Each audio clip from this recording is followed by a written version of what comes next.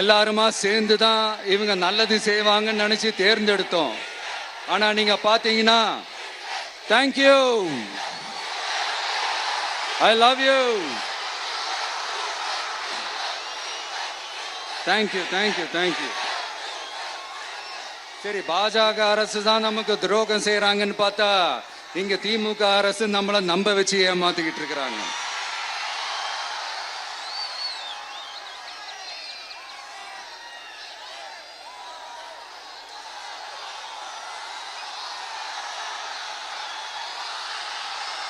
கிட்டத்தட்ட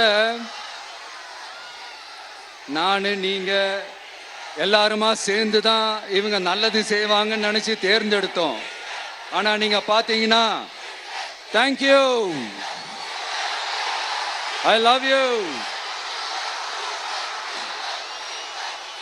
thank you thank you thank you. நீங்க பாத்தீங்கன்னா ஒரு 505 தேர்தல் வாக்குறுதிகளை நமக்கு தமிழ்நாட்டு மக்களுக்கு கொடுத்தாங்க.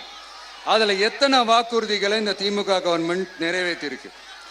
முக்காவாசி வாக்குறுதிகளை கூட நிறைவேற்றாம எல்லாத்தையும் நிறைவேற்றிட்டோம் இப்படி கொஞ்சம் கூட மனசாட்சியே இல்லாம இப்படி கதை விடுறீங்களே மைடியர்.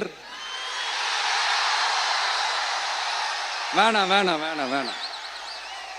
உங்களுக்கு தான் ஆசையா பாசமா கூப்பிட்டா பிடிக்க மாட்டேங்குது.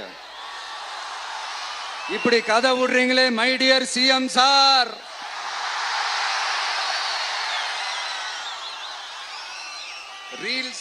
ரீல்ஸ் வேற, ரியாலிட்டி வேற நீங்களே சொல்லிட்டு இப்ப நீங்க விடுறது அம்பட்டும் ரீல்ஸ் தான். அதுல எல்லாம் பாதியில அருந்தும் போயிடுச்சு. அப்படி அருந்து போன ரீல்ஸ் எல்லாம் கொஞ்சம் என்னன்னு பாப்போமா? கேஸ் சிலிண்டருக்கு மானியமா 100 ரூபாய் தரேன்னு சொன்னீங்களே, தந்தீங்களா? 1000 ரூபாய் ஒருத்தர் விடாம எல்லா பெண்களுக்கும் தருவேன்னு சொன்னீங்களே, தந்தீங்களா? டீசல் விலையில மீதி இருக்கிற 3 ரூபாய் குறைப்பேன்னு சொன்னீங்களே, குறைச்சிங்களா?